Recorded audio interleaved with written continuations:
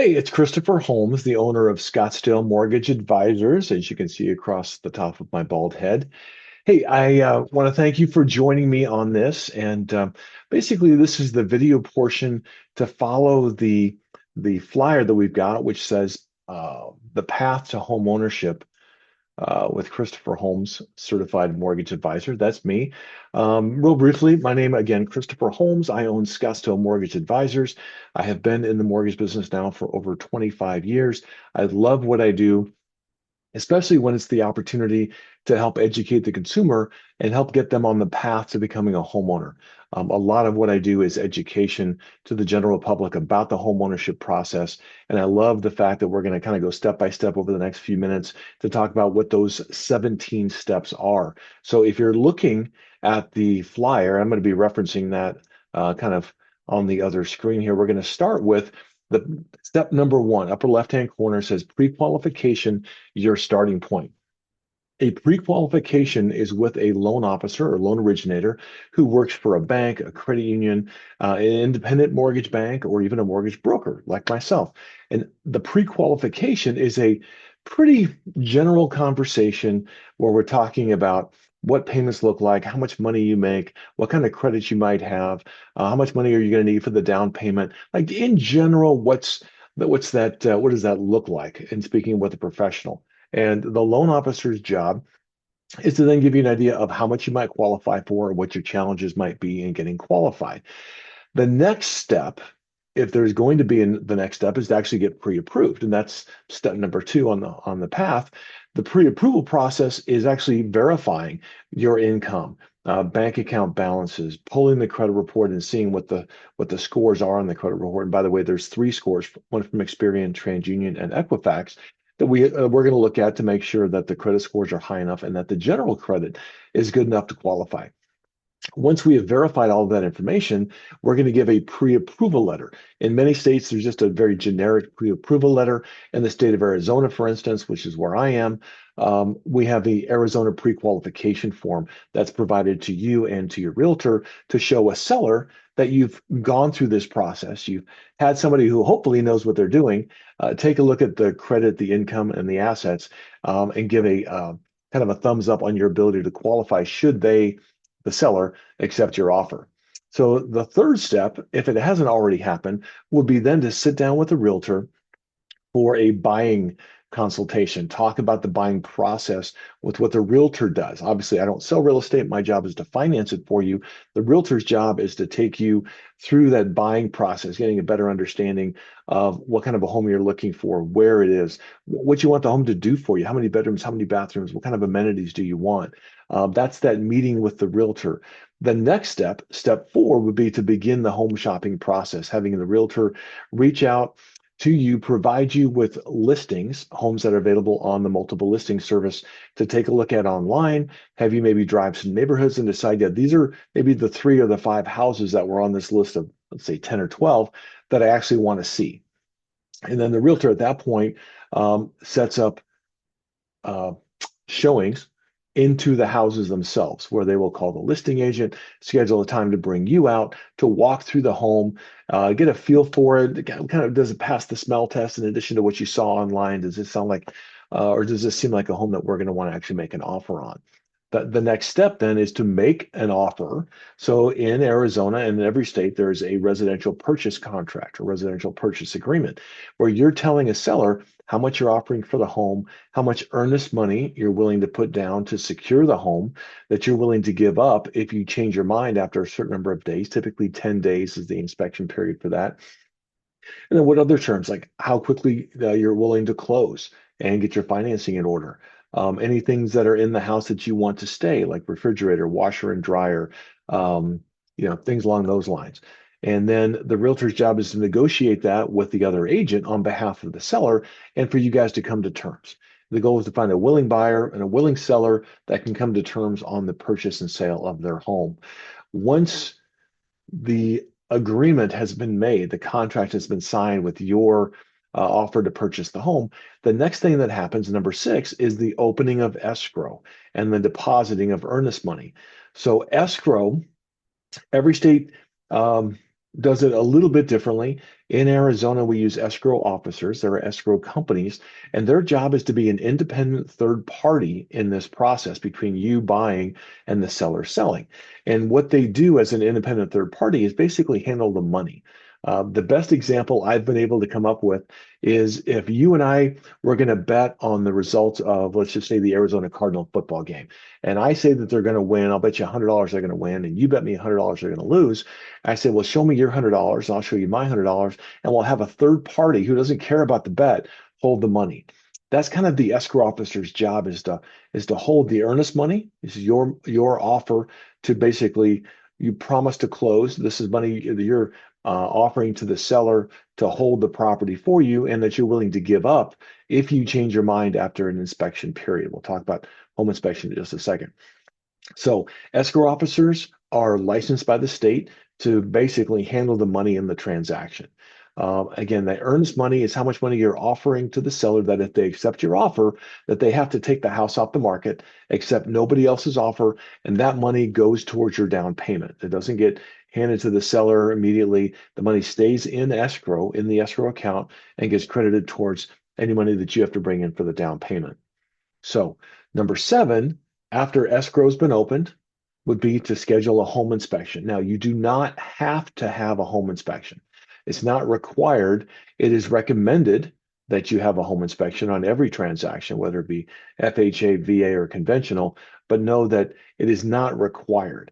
Depending on the kind of financing you're doing, the appraisal, which happens as part of this, um, and that is step number nine, after the home inspection is completed, or actually the home inspection gets scheduled. And then at that point, the next step would be to meet with the lender, typically a phone call, discuss the terms of the purchase, talk about locking into an interest rate, or do we want to float? Do we think interest rates are coming down? If you lock the interest rate and interest rates go up during the escrow period before you close, your rate does not go up. If you lock and rates go down, you don't get the lower rate either. You've locked into that interest rate. You're making a commitment to borrow at that rate. And the lender's making a commitment to make that interest rate available for you at closing. If you decide that you want to float, it means that you're going to gamble a little bit in hopes that interest rates might go down and then hopefully saving you a little bit of money. That discussion needs to happen with your loan officer. And hopefully your loan officer has enough experience and understands the markets to give you some solid advice on whether they feel like you might want to float for a few days or to go ahead and lock in that interest rate. So, number eight, meet with your lender, finalize your loan strategy. Number nine, the lender will then order an appraisal, and it has to be ordered with the lender. So you're not allowed to order an appraisal on your own. The lender, since they're lending you the money for the purchase, wants it to be ordered with an independent third party without any influence. And then, so even though you have to pay for it, the lender is going to order the appraisal. Typically, it's returned back within about a week to 10 days during the process so that the lender knows for sure that somebody has stepped foot in the home. The home really does exist, not just online and not just what you saw, and that it seems worth what you're paying for it based on other homes, other comparable homes, or what we call comps, what other comparable homes might be in the market to make sure that the home really is worth what you're paying for it. So they kind of have your back from that standpoint. The next thing that happens, and this happens kind of behind the scenes, is the title is then searched and title insurance is issued. Now, if you're taking out a mortgage, you have to have title insurance. And what the title company is ensuring is the fact that the lender who's lending you the money is in first position on title to the home. So you're on title to the home. The lender has right to foreclosure in first position. So if you stop making payments after a certain number of days, the lender will foreclose. They need to make sure that they're going to get paid first in front of anybody else that might have a lien on the property. So the title insurance is there to make sure that the lender is in first position on the property, that they get paid back first in the event of a foreclosure. And you have to pay for a title insurance, what's called a lender's title insurance policy. Oftentimes, and it depends on the state, the sellers will purchase a title insurance policy for you called an owner's title insurance policy. And that policy ensures that any liens or loans that the seller had on the property when they sold it to you have been satisfied. They've all been paid off. Otherwise, those liens would transfer to you. And of course, we don't want to assume anybody else's liens.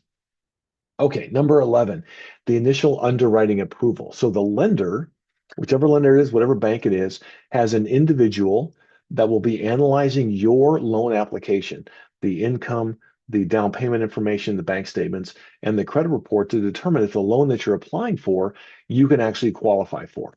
Do your qualifications meet the guidelines of the loan program that you're applying for? And the underwriter for the lender is the one who basically has the thumbs up or the thumbs down when it comes to making that loan decision. And we want to get that loan into the underwriter for the initial underwriting approval as soon as possible. The initial underwriting approval is looking at your credit, looking at your income, and then looking at the down payment information. What we don't have yet is the title search isn't in, the appraisal isn't back, and maybe your home inspection hasn't been completed yet either. But as a lender, we want to get that loan package into the underwriter as soon as possible. In case, God forbid, there's something that we missed, we want to know as soon as possible that, hey, there's going to be a challenge in getting this loan approved. All right, that was number 11. Number 12, BINSR, BINSR negotiation. Now, that's a document in the state of Arizona, which is the buyer's inspection notice and seller's response, BINSR. So when you have a home inspection done, we were going to schedule the home inspection in step number 7, but now the home inspection's been done, and it typically takes 2 or 3 hours for a home inspector to go through the house and do a write-up, take the pictures of anything that they're concerned about, and then provide that report to you. When you receive that report, you and your realtor will decide if you want to get back to the seller with any items that you're going to require be repaired prior to you taking ownership of the home. And so you will fill out this BINSR document, send it back to the seller and said, these are the 4, 5, or 15 or 20 items we want fixed, repaired, replaced. Otherwise, we're not going to buy the house. And then, so effectively, we're kind of reopening negotiations with the seller. At that point, the seller can look at it and go, no, we're not going to do anything. You can take your contract, go somewhere else, or we'll fix 3 of the 5 or 15 of the 30 or whatever it is. So some negotiations typically goes back and forth on there. It's not unusual for a seller to say, you know what, rather than fixing these things, how about we just give you some money in credit towards your closing costs? That'll take money and put it back in your pocket, and you can use that money then to go, fix things up. But there are a lot of Home Depot, we call items, or home repairs, simple home repairs. Sometimes it's better just to get a check for it or keep the money in your pocket and then go to Home Depot and take care of those items on your own. So that is the BINSR negotiation. Number 13, the appraisal gets completed. Again, about a week to 10 days after we order it, we get the appraisal report back, make sure that the home appears to be worth what you're paying for it. That appraisal report is provided, a copy is provided to you, and the report goes back to the lender. So the lender knows, hey, the house is worth what they're paying for it, we're good to go, or it's not. And if it's not, then it does tend to open the door for renegotiations. If the home appraises for less than the agreed upon purchase price, as a buyer, you've got some leverage to go back to the seller and say, listen, an independent appraiser has told us that this home isn't worth what I've agreed to pay for it. We'd like to renegotiate the sales price. And the seller, of course, can say, no, this is what you agreed to. And at that point, you have a decision to make. Either you agree to pay for it, pay the original price, or you back out of the transaction and get your earnest money back. The step 14 is the final underwriting approval, what we call the clear to close, or CTC in our world. And we'd love to see the CTC come across from the underwriter saying, hey, you guys are good to go. Appraisal's in, title insurance is in, homeowner's insurance has been gathered as well, because the home has to be insured if it's going to be financed, since it's the collateral for the loan. The underwriter has reviewed all of the documentation, confirmed that they're willing to lend the money, and gives our clear to close. The next step is the final settlement statement to be prepared and reviewed. This is the document, and the escrow officer, the one that's handling the money, will create and make sure that the settlement statement, which shows that all of the closing costs have been identified and are showing up on this statement. The purchase price, the down payment's been identified. Anything else on your side of the ledger has been accounted for. This document also has the seller's side of a ledger, which shows how much they're receiving from the home, any mortgage that they're paying off, any closing costs that they have to cover, all get itemized on that. So it's literally, it's a ledger that shows your charges versus their credits, and their credits versus your charges are being accounted for. And then what the bottom line number is that you'll need to bring in at closing for the remainder of the down payment, and then any closing costs that you've got to pay for. And then number 16, once the final settlement statement has been reviewed and been okayed by both parties, the buyer will go in either to the escrow office or they will have a mobile notary come to them to sign the loan documents. There's typically, oh gosh, 50 or 60 pages of documents. 10 of it are just the deed of trust, which is what secures the loan against the home. But you'll go in front of a mobile notary to verify you are who you say you are and sign all the loan documents. And then once the documents have been signed and a copy's been provided back to the lender then allows for the recording of the deed of trust and the warranty deed, which transfers ownership to you. And what we call that the closing. So the closing is the very last thing that happens once the county has confirmed that the deeds of trust and the warranty deed have recorded. At that point, it's official and you are a homeowner. Man, I'm exhausted, but in as tight of a window as I could possibly provide, those are what we've identified as the 17 steps to becoming a homeowner. If you have any questions about any of these or would like to start the process, I would encourage you to reach out. Let's set up a time where we can have a quick phone call. Then we'll schedule a Zoom, what I call mortgage planning session, where we could talk about your individual qualifications, take a look at the credit, talk about income, talk about down payment programs. And loan programs that you might fit for, and then get you on that path to becoming a homeowner. Hey, thanks for hanging in as I recorded all of this. And again, if I can do something for you, please reach out. Again, Christopher Holmes with Scottsdale Mortgage Advisors. Bye bye.